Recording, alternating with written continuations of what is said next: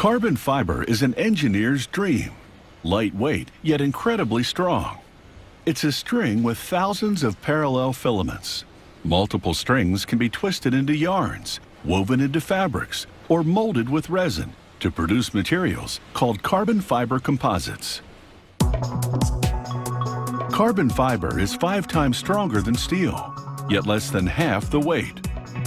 To make it, they take a plastic fiber composed of thousands of filaments, far thinner than human hair. They then chemically alter it to form a perfect chain of carbon atoms for the final product.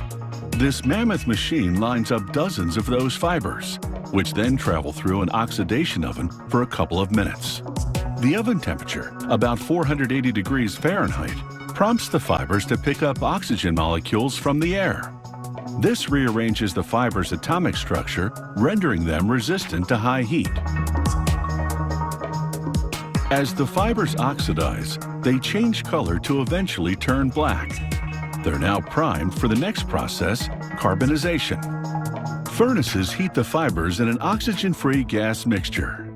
This expels the non-carbon atoms and transforms the remaining carbon atoms into tightly bonded crystals, running parallel to the length of the fiber. This gives the fiber its strength. The exiting fibers travel through a bath of electrically charged water that etches the fiber's surface, so they'll better absorb resin. The next station applies a light preliminary coat of resin. This will strengthen the fiber's chemical bond to the molding resin. A spooling machine winds each fiber, now referred to as a carbon fiber toe, onto a bobbin, which buyers either weave into a carbon fiber fabric or mix with resin to mold a product. Another form of carbon fiber is pre-preg, sheets of resin-impregnated carbon fiber ready for molding. It's like ready-to-bake cake mix. The resin is a formula of epoxy and various powdered hardeners and accelerators. Workers pour the resin into a filming machine, which spreads it in a thin, wet layer onto paper.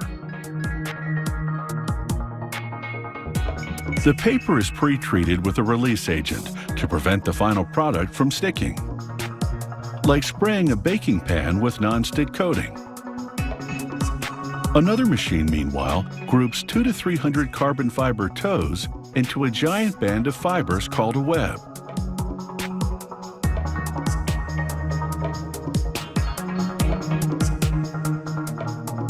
The width and thickness of the web determines the width and thickness of the pre-preg sheet.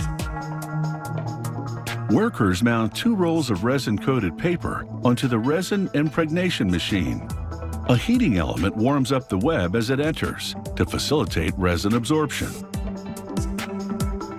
Then, the heated carbon fiber web is sandwiched between 2 sheets of resin-coated paper. High-pressure heated rollers thin out the resin, so it penetrates the millions of carbon fiber filaments. Cooling plates then turn the liquid resin to gel, so that the next station can remove the paper, which pulls off easily thanks to the release agent. The next station covers the top of the pre-preg sheet with polyester film. This prevents the pre-preg sheet from sticking to itself at the end of the line, when it's wound into a roll like a fruit roll-up.